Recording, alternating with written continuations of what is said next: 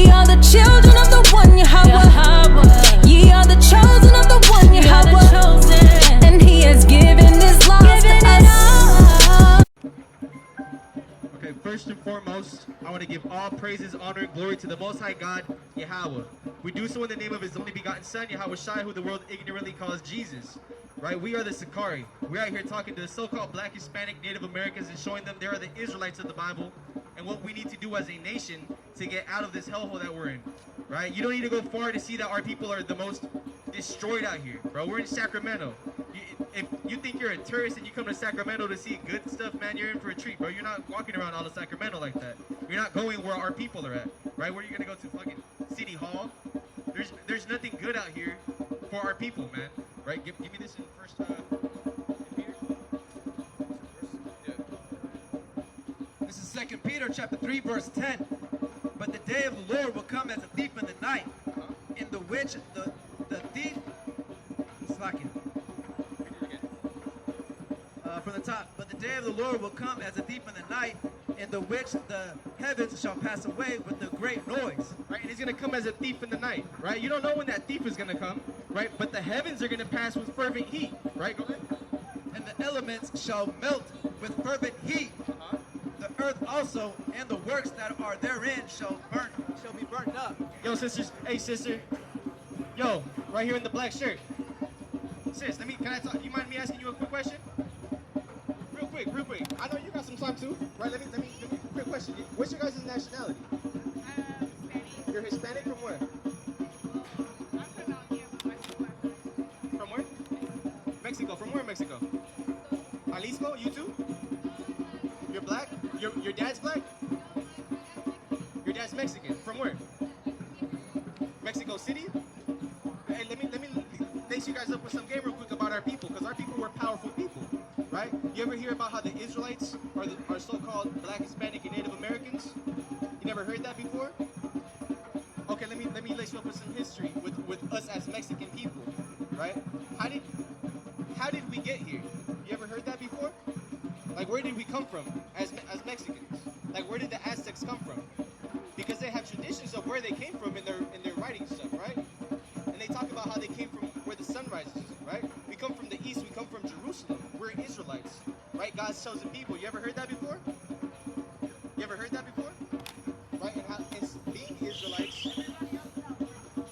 Okay, for example, you're in Mexico. In Mexico, they have, not to say that churches are righteous or anything, because they've done nothing but destroy our people. But in Mexico, we do have Black Christ. Have you ever heard that before? Right? Like San Luis Nuevo, they have a temple where they have a black Jesus in there. You ever heard that before? So, would you believe that Jesus is a black man? Because that's what our people pushed, right? Like Quetzalcoatl, he's a dark-skinned man. All of our people have always been dark-skinned people, right? So who is this person that they push on us through religion? Right? Because I'm sure your abuelita has this man hanging somewhere on her house, right? Right? Same thing with you, right? So if the people from Israel, which I'm saying are you, do you have blonde hair, blue eyes? So saying that those people from Israel don't have that, then who the hell is this white person that they gave us? Right? And when did this start coming to us? Right? Because you speak Spanish? No, you don't speak Spanish? You speak Spanish? Okay. For the most part, most of Mexico speaks Spanish, right? Why do we speak Spanish? Because the Aztecas weren't speaking Spanish, right? Right, brother? You got some info, bro? Let me talk to you, brother. See, this is the thing. Our people always had something better to do, and I'm glad that you stuck around, because this is so much more important than anything you were going to go off and doing, knowing who you are as a people, right? Because how's that saying go? In order to know where you're going, you got to know where you came from, right? So if you don't know nothing about your roots, how you know where you're supposed to go, what's destined for you, right? So like I was saying, us as Latinos, right, so-called Latino, we speak Spanish. Why? Because the same person who told you that Jesus looks like this forced it into us, right? They forced us, raped, robbed, and murdered our women, our brothers, even the men, right? And they told you, this is what God's son looks like. He looks like us. We're gonna beat you down, give you religion, and his son looks like us.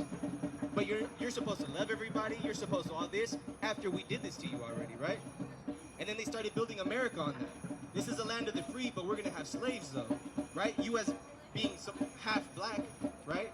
But we don't believe that there's half anything because you are what your father is, right? But your father's lineage went through the same exact thing as the Latinos did, right? We're the same. What I'm saying is we're the same people, right? Have you ever had any doubts about religion or anything? No, you never questioned about like for example, what do you think about like the Catholic priests, right? That where they say, how what the Bible says, when you go, say you do something to a child, right? A child does nothing at all, but you go and you molest this child. The Bible says that man, it would have been better for that man that did that to be thrown into the middle of the ocean with a rock tied around his neck, right? But the church teaches you, I'm just gonna move you to another church where no one's ever heard of you, and you're gonna teach the children there, right? Would you say that's something righteous? Would you say God approves of that? God approves of that? Sister, you got my money close? I wanna talk with y'all. We gotta talk about it though, right? I mean, I guess. Because this is something, a lot of our people go from not believing in the Bible because of religion, right? We don't teach religion. We teach what the Bible teaches. The Bible is against religion, right? Get that in Ezekiel 34. So you said God is okay with, if a man does something to a child, it would be okay to just move that man to another church instead of doing something to that person. Well, I mean, like, yeah, doing something to that person. Like what? I mean, he deserves anything that comes his way. He does Like what though? I mean, like this, yeah. He Death, deserves that. right? Okay. So see, society treats certain things that are horrible so lightly, right? But the things that are here, get that's what you got. Ezekiel 34? Okay, get that from the top. This is Ezekiel chapter 34, verse 1. And the word of the Lord came unto me, saying, Son of man, prophesy against the shepherds of Israel. Right, these are the people who are supposed to be leading us, right, as a community, right? Who would you could say it would be like the pastor, the priest, the damn rabbis in these synagogues, right? Prophesy and say unto them, Thus saith the Lord God unto the shepherds, Woe be to the shepherds of Israel that do feed themselves. Right? Woe to these people that feed themselves. Right? How many times have you not seen those videos on Facebook where it's the priest where he's balling, he's out in Gucci, he got all this suit and everything, bad car, he has a private jet to get wherever he needs to go to, but the whole community, everywhere where he's established is poor, is broken down, and that same man is most likely sleeping with the other woman in that church. Right? You ever heard that before? Right? This is stuff that goes on in our community. Right? Should not the shepherds feed the flocks? You're supposed to be feeding the people, right? We're supposed, like, when you go to church, what do they say? You got to give your tithes, right? You got to give the money to the pastor. You got to do this and that. They ask for money, right? That's something that in the Bible you can go to and you can see tithes, but it's going to certain people. It's going to the Levites, the priests, because that's their whole duty, just to feed the people, right? Show them the laws of God, right? But now we see them taking those same laws and perverting everything, right? For example, do you eat shrimp, crab, lobster? Yeah? You ever hear in the Bible how that's actually a sin? But me, I've actually gone to church before where they feed me that after church. Right? We get pepperoni pizza. Oh, we just had this mass and everything. But now we're feeding you pork though. There's things that they leave out of the Bible. One of the most important things that they do leave is who we are as a people. Right? Because wouldn't you say it's important to know that you're God's chosen people? That God actually has a chosen people above everybody? Right? That would matter, no?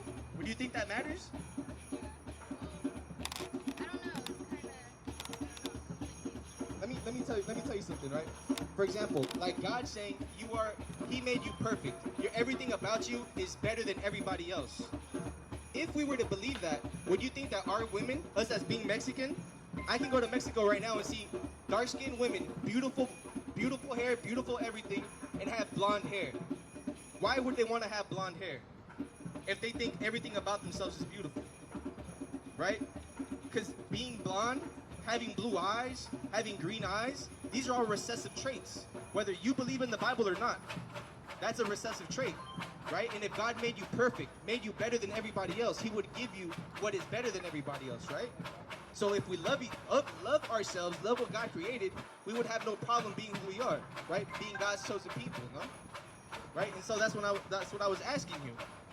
What is it that turned you away from trying to follow what the Bible says? Was it just never taught to you? Was it huh? I just went to church. And that's the thing. We just go because God says so, right? And we don't pay attention to anything, right? And even then, would you say that your father took you and he followed what the Bible teaches, or he just went just because it was like our culture? Okay, it's always abuelita, huh?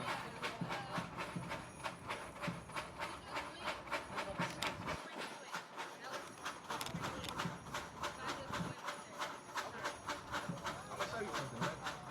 This is our people. What did you have? This is Isaiah chapter 30, verse 20. And though the Lord give you the bread of adversity and the water of affliction, yet shall not thy teachers be removed into a corner anymore, but thine eyes shall see thy teachers. Right, our people who are going to be going through this stuff in these last times, I know we've heard that plenty of times, in the last days, that when the judgment of God's going to come, and we think about it so much in the future, but if you follow prophecy in the Bible, that's literally going on right now, right? The whole thing with Russia and Ukraine and America, that's all prophesied in the Bible, right? So here's the thing. Now in those days, you're going to see your teachers in these corners. Now you're going to start hearing the word of God. I know you're familiar with like Kendrick Lamar, right? Kendrick Lamar talking about, don't call me black no more, I'm an Israelite. You ever heard that song? You know what he means with that? Right? The Israelite is what I'm telling you you are. God's chosen people, right? You're a princess of Israel, right? Just like Kyrie Irving and Kanye West. Have you heard all the controversy going on with them? Right? What was the controversy with Kanye West? Are you talking about the I mean, we can talk about all of that, right? Yeah, I want to make sure that we can hear you and everything. What's your name, sister? What was your name? Andrea? Ajane? What about you? Maya? Okay. So, the Balenciaga thing. What was that about? honestly, I kept up with it, but it was like on and off. I didn't really want. Okay. Did you hear anything about how they try to, how he lost millions of dollars, almost billions, by saying something that's quote unquote anti-Semitic? Yeah. Right? What did you hear? Or you just heard that like it rings a bell? Yeah, I just rings a bell. I didn't. Okay. Okay, so what he said, let me ask you this question. Who runs the banking in America? What nation of people runs the banking? Yeah, I couldn't tell you that one. Right? Are they Mexican? Yeah. You don't know?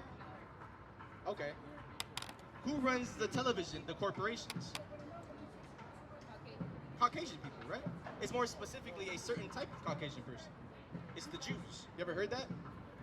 Right? Jewish people, right? Jewish people run the media, right? You had to go through them in order to be anybody even important, even in the radios, right? Kanye West said that the Jews run the media, which they do. And there's actually a list of hundreds of companies that Jewish people run. But they quoted him anti-Semitic, which to them means you're anti-Jewish. But in reality, that term anti-Semitic means that you're anti-something that, according to the word, is a descendant of somebody or having to do with the language of somebody. Do you have that definition for me? I got you. Watch, check this out. Because as far as it's kept, even Arabs are Shemitic, right? You're Shemitic. So this is the definition of Semitic, relating to or denoting a family of languages that includes Hebrew, Arabic, Aramaic, and certain ancient languages such as Phoenician, Akkadian, constituting the main subgroup of Afro-Asiatic family. Definition 2, relating to the peoples who speak Semitic languages, especially Hebrew and Arabic. In Hebrew and Arabic, right? Us in Mexico, we spoke a broke off of Hebrew, right? Almost every indigenous language is a break off of Hebrew, right? And it also said Afro-Asiatic, right? Where's Afro? Like if I were to say what was an Afro-Asiatic person, what would you say? A black person, right? Okay, as an Afro, right? This is what I'm saying. Get that in Romans 10 that you had? Romans 10 and 2? This is the problem with it. The It's the book of Romans chapter 2 verse 10. For I bear them record that they have a zeal of God, but not according to knowledge. Like, for example, if I were to tell you, do you love God, sister? Okay, but how do you show God you love him? You pray to him. What else? Like, so say you have a boyfriend, right? And your boyfriend says, do you love me? And he says, yeah. And you're like, how do I know that you love me? And he says, I pray. Is that, That wouldn't be enough. huh? That wouldn't be enough. It wouldn't be enough. Exactly. Because, you know, in Hebrew, it's an action. Love is an action. It's something you do, right? So how would you, if I were to tell you that love is an action, how do you show God that you love him? It's like, I don't know. Loving the people around me. Like, Loving the people around you. yeah. Okay. So, going based off that, if people come, yeah, let's get that. This is the book of 1 John chapter 5 verse 3. For this is the love of God, This is how we love God, that we keep his commandments, and his commandments are not grievous. by keeping his commandments. That's how you show God that you love him, right? You do the commandments of God. The same commandments that the church teaches you are done away with. You don't have to do no more, right? So they're literally showing you how not to love God. That's why our communities are so broken, right? You're from Sacramento? I'm sure you know Sacramento's whole hood is terrible, right? That's what I'm saying, and that's our people going through curses in the Bible, right? Because in the Bible, when you read it, us as Israelites, we have a position on the earth, right? We're supposed to be ruling over everybody, right? And if you're ruling over everybody, that means what? You have people under you, right? But the church teaches you that everybody's equal now. You said you have to love everybody, right? Yeah, pretty much. Where does it say that in the Bible? That's the saying. We have a zeal for God. We're like, yeah, God this, but we don't have it according to knowledge, right? Go ahead. Baruch 4 and 4. O Israel, happy are we, for things that are pleasing to God are made known unto us. Everything that was pleasing to God was made known unto us. How? Through Moses, right? Moses gave us these commandments to show God how we love him, how we obey everything that he does, right? So then you said by loving everybody. Give me that in Leviticus 19. In the NLT if you could. Okay, give me Leviticus 19 in the NLT. I'm going to show you. Okay. So the same people, like I was telling you about the people who brought us this, right? Raped, robbed, and murdered our people, over 100 million of us. Those are the people who told you we're supposed to love everybody after they did that to us. How can they show you, how can someone tell you to love me, and no matter what, unconditionally, after I just beat you up, after I just took your culture from you, right? How does that work? It doesn't. It doesn't, right? They're trying to fool us, right? That they play mind games with our people so far back that today we think it's something normal now, right? You got that?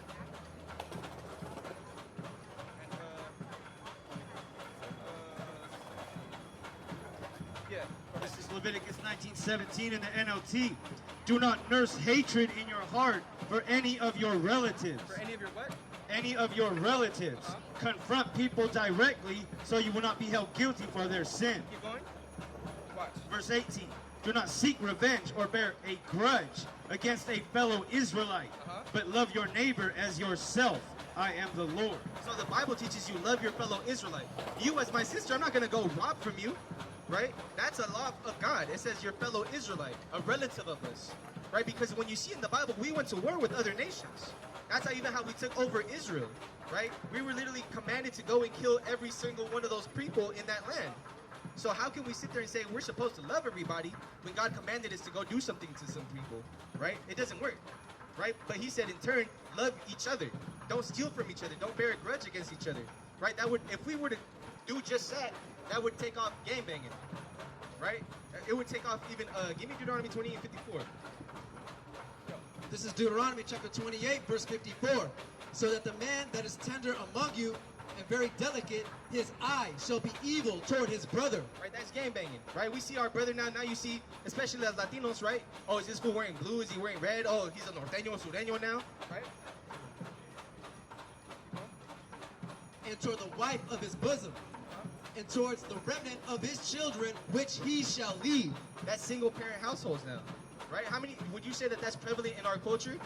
Growing up with just your mom or growing up with just your dad? or growing up and you have brothers and sisters scattered everywhere else that you need to go visit them once a week or something, right? Would you say that's something, being God's chosen people, would you say that's something that is good? Right? It's not. This is what I'm saying. We're basically out here trying to teach our people to come back to your heritage, right? I don't know, you probably seem like you're anxious to go out with your friends or anything, right? You have any questions about what I just told you? No, Like nothing sticks out to you or anything? the last part with the single parent. Right, and these are curses, right? Let me see.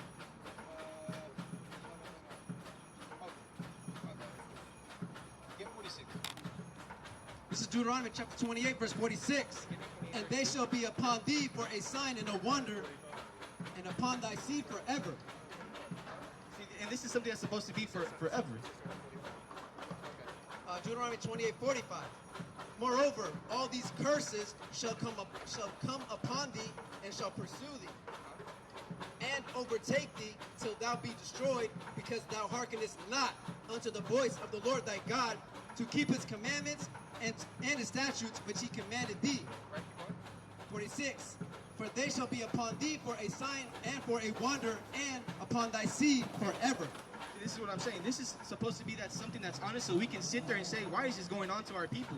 But we don't question anything. We think it's happened so much to us that we think it's normal now, right? It's not happening in white homes. It's not happening in Asian homes, in the Arabs' homes. Why not? Right? It's happening to us because we're disobeying God's laws. And then the same church that they established telling you to not keep God's laws, give me that in Judith, right? Judith 5. Yeah, give me that. Because they know who we are, right? That's why Christopher Columbus, when he came to America, he brought a Hebrew translator with him. Why? Because we spoke Hebrew. We are Hebrews, right? Like 17. This is the book of Judith, chapter 5, verse 20.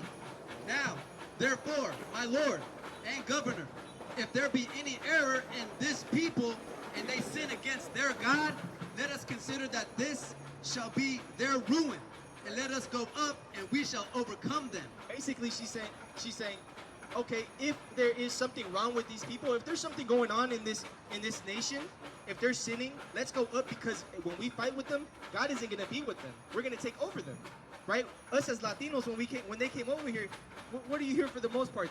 They were sacrificing their people. They were doing all this crazy stuff. We weren't living exactly how we were supposed to be living, but we came with the intentions to do so, but we didn't, right? We have all these idols and everything, so us getting conquered. You said you're from Jalisco? From Mexico City, Aztecs? Right, so hold on, you're gonna keep going on that. But some history with the Aztecs. I'm from Michoacan, right? We're Purepecha Indian. So us from Michoacan, when the conquistadors came over here, the Aztecs went to the king of the Purepechas and told them, these people are coming over here and they're conquering everything, and we need to click up together and fight with them. My people, being as wicked as they were, said, you know what?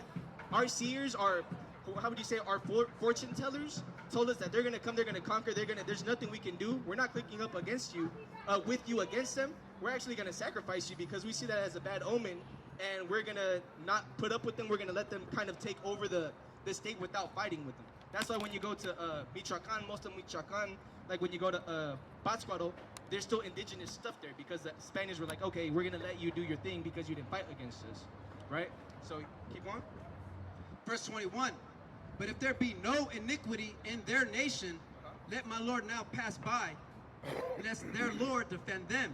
Right, but if we're doing what we're supposed to be doing, God is with us, right? That's how we were able to conquer most nations, right? And kick them most of them out of our land so we can be doing what we're doing, right? But again, through disobedience of the Most High, other nations came and conquered over. It's the same way how us as Latinos got conquered. It was because of that. We're not following the Most High God's laws, right? Give me that in Judges. You have Judges 4?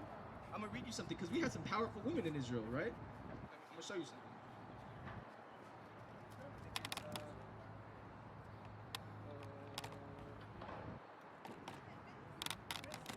I'm going to read you something hella cold. Watch.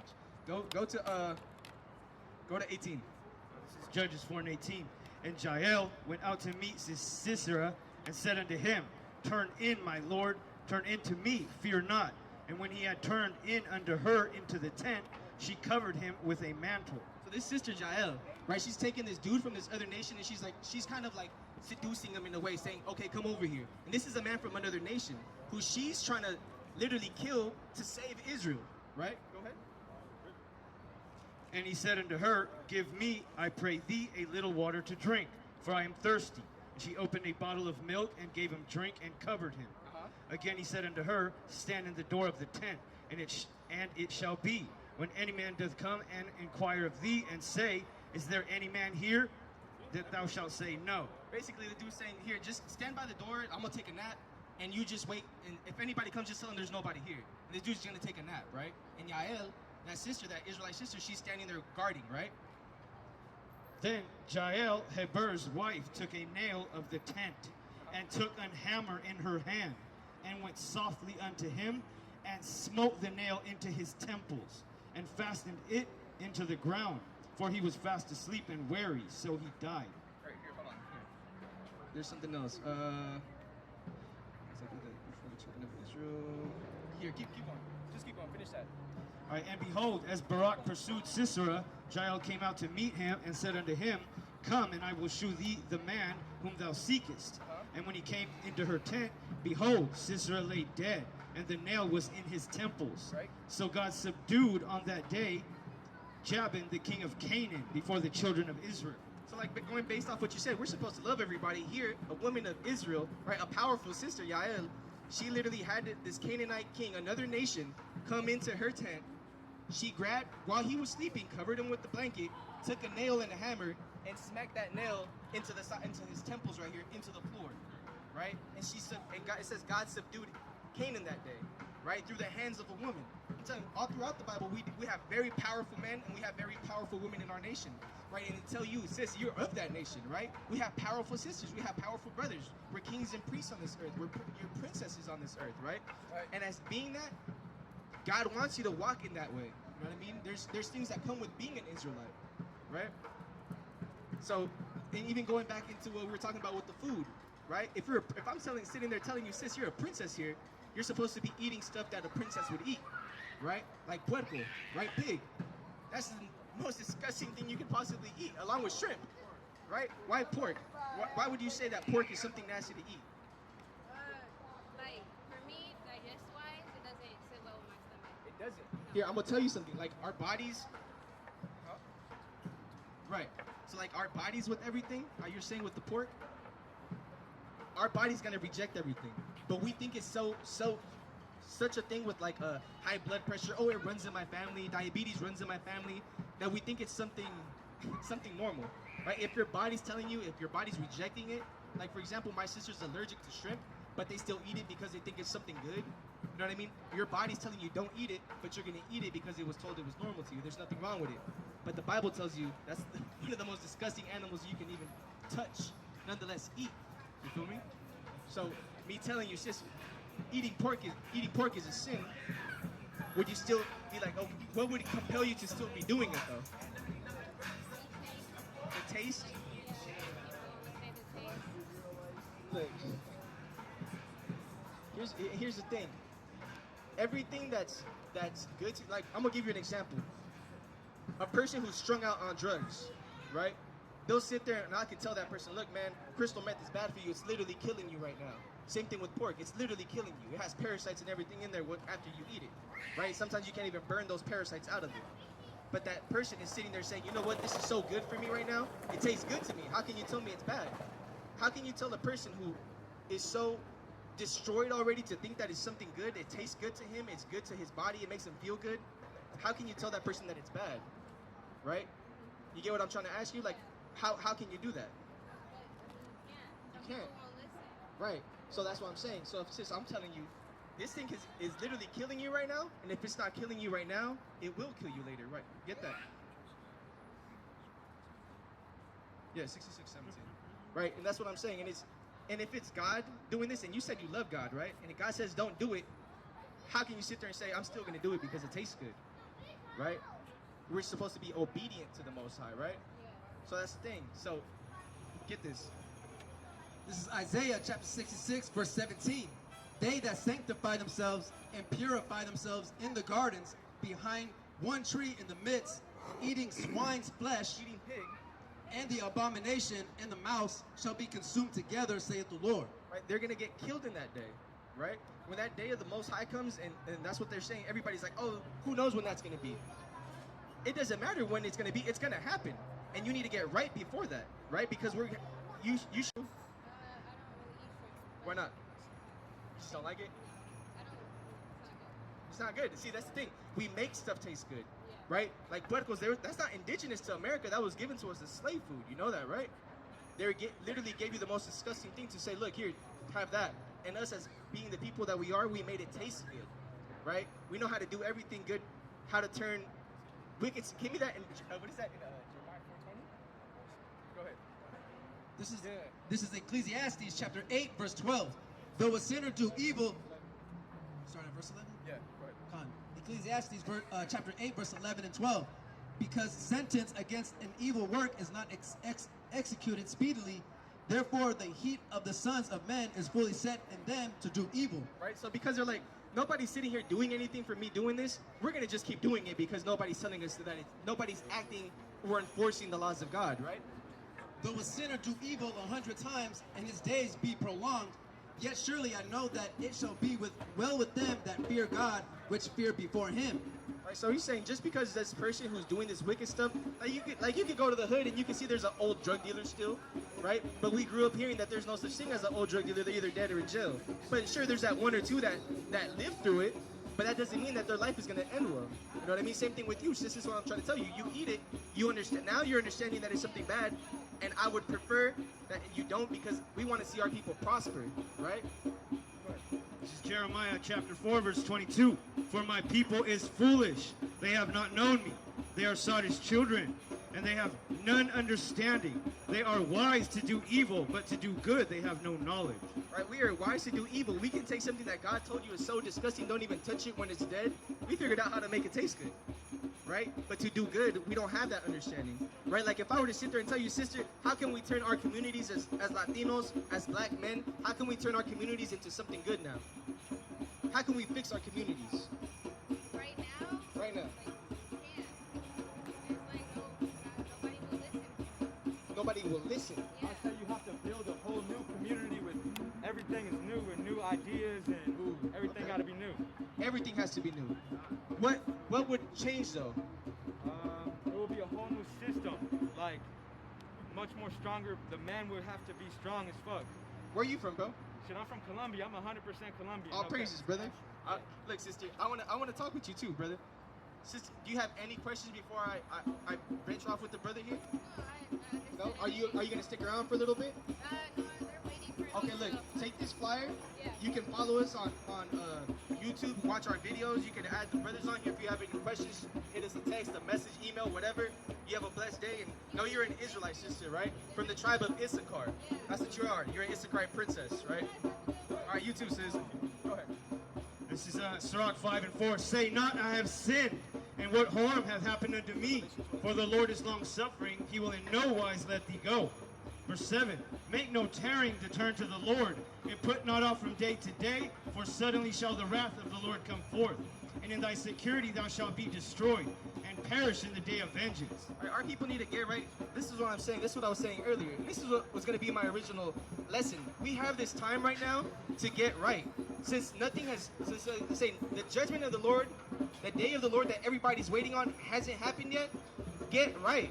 Because we have that opportunity to do it right now. If it were to happen in a second from now, a lot of people would be messed up and it'd be a bad day for you.